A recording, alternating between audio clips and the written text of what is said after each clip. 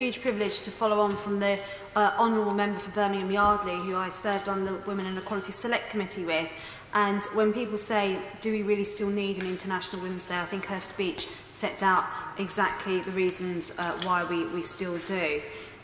But it is a huge honour to be able to speak on International Women's Day, and it's a huge opportunity for us all to share in the achievements, particularly in this anniversary year of suffrage, when 100 years ago some women were first given the vote. But it is also an opportunity to set out our ambitions for the next 10 years as we come to celebrate the centenary when all women got the vote, but to also set out our ambition for the next 100 years, so that the women who will be sitting in this place then can look back and can list out the achievements that our generation have done for women. And I take on the point of the Right Honourable Member for Putney that it's important that we get on with that, so that they have a long list of achievements to read out in the years to come. Because there is still so much to do in this country, and we've heard many honourable members and right honourable members already set out the issues that women in this country still face around equal pay, the gender pay gap. We just heard the list of names experiencing death by domestic violence. We've still got to get that 50-50 representation here in Parliament, and we also have the ongoing issue of sexual harassment. But there are women across the world who are facing burning injustices still. There are women in this world who are still living in absolute poverty. There are women experiencing on a daily basis rape as a weapon of war. There are women who still cannot access education, even just to be able to learn to read and to write. And not just them, but their families suffer as a result.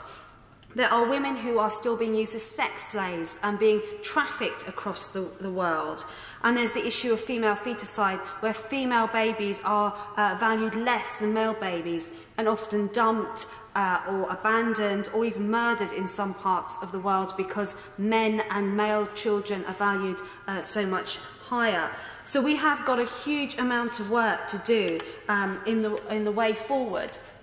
But in this year of anniversary, to tackle one of those issues of getting more women into this place, the Conservative members of Parliament has set up a series of Her Stories, where we highlight our history, our own personal history of how we got into this place. Because in my new role, one of the most common comments I get from women when I say to them, why don't you stand for Parliament or for local government or for your local assembly or as a police crime commissioner, is that they don't think that they have what it takes to make a difference. And by highlighting our individual stories, where we have such a diverse background of people in this place from all parties, from people who've done different jobs, who've come from different backgrounds, maybe different class, different faith, we all have a right to be here. And by listening to the individual personal stories of how women got into this place, will hopefully encourage other women out there to think, yes, I can do that. Because I say to women, if you are coming to this place to be the third female Prime Minister of this country, you're probably coming here for the wrong reason. If you're coming here because you care passionately about an issue and you won't stop until you achieve that, then you're exactly the right person to come, no matter what your background or what your experience. I will give way. Thank you. Madam Deputy Speaker, thank you for giving me the opportunity to just put on the record the extraordinary work that my honourable friend does and the experience she brought to the Women and Equality Select Committee, having been an ex-nurse, and her experience, I think, that she brings to this House is an example to us all. And I think she's absolutely right to highlight the importance of those stories and inspiring others to come here today. Well, I thank my right honourable friend for those very kind comments, because she is an absolute inspiration herself to women across this House for the work that she's done in being the first chairwoman of that select committee, and highlighting, and not just highlighting, but pushing on important issues for women. But if I do reflect on my own personal story, my family story, and someone else mentioned about their grandmother, 100 years ago, my grandmother didn't get the right to vote. My family are an Irish Catholic family, and it wasn't until 1922 when women in Southern Ireland and men got the vote for the first time. And if I look at the Irish Catholic community in Northern Ireland, which part of the United Kingdom, many Catholic women up until 1968 could not vote, and men could not vote in local elections. It wasn't until the Electoral Law Amendment Act of 1968 came into place that there were women in this country who still could not vote in all local elections, and that was mainly because the Irish Catholic community were neither homeowners nor ratepayers, and that disqualified them from being able to vote. So I welcome our celebration of 100 years, both now and in 10 years' time, but I think it was a travesty that there were women in the United Kingdom who could not vote simply because of the community that they came from, and I welcome that change. My aunt, if I look at the next generation closest to me, my aunt, who came over from Ireland to work here, actually worked in this place. She worked in the dining rooms, she served honourable members from this house and members from the other place, and she has many a tale to tell about her time working here, which I'm sure the Deputy Speaker will be pleased that I won't reveal today. But one of her abiding memories is working in this place and being able to pay tribute to Winston Churchill when he was laid in state here. And I think I'm very honoured to be following in her footsteps in working in this place, if in a different role. So we've all got family stories that we can tell that will make a difference, and we should be loud and proud about our history.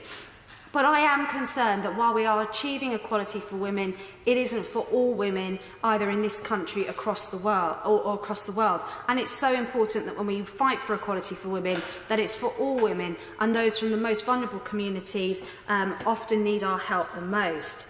And I also am slightly nervous that there is a discord in this country that some women are more equal than others, and some have more of a right to speak out on women's issues than others.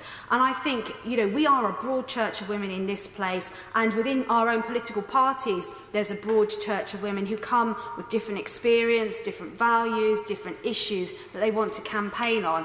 And my message is that there isn't a right or wrong issue to campaign on. We'll all have different views on the NHS, on education, on the economy, and we all have a right to express those views. And going forward, I think it's important that as a group of sisters that we respect each other's views, debate them, maybe argue against them, but respect the fact that we all have that right to raise them.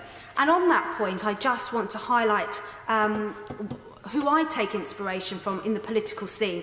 Now, you would expect, Madam Deputy Speaker, that of course I would have a Margaret Thatcher as one of my political heroines, as someone who grew up in a working class area of South London, where there was little or no hope of aspiration for a working class kid like me. Seeing a woman on the TV who had a posh accent, often wore a string of pearls, carried a handbag at all times, but told me from the TV screen that it didn't matter where I came from, it was what I wanted to do and how hard I was prepared to work for it, which was going to make the difference. And you would expect also, Madam Deputy Speaker, that I would have Florence Nightingale high up on my heroine list. As a nurse, I worked at St Thomas's, I did courses at the Florence Nightingale School. She transformed not just nursing, but healthcare in this country. And you would also expect that I would have Marie Curie high up on my list of heroines.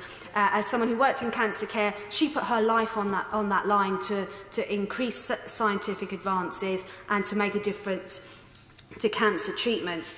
But my most respect goes to someone from a very different political sphere from me, who sat on those benches opposite, but is my absolute political heroine. She's someone that has been underrated, I think, and underestimated in the history of women in politics. And very often in these days we're talking about Northern Ireland, about the issues around Brexit and a frictionless border. We talk about the lack of an executive and a lack of an assembly, and we talk about the Good Friday Agreement and highlight the work of John Major or Tony Blair or George Mitchell. But we have airbrushed the work of Mo Mowlam in the work of Northern Ireland. And while if she was still here, we would probably completely disagree on health issues, education, economics, I absolutely hold respect for Mo Mowlam and the work she did, bringing the nationalist community the Protestant community together in one room at a time when there wasn't a female leader of the DUP, when there wasn't a female leader of Sinn Féin.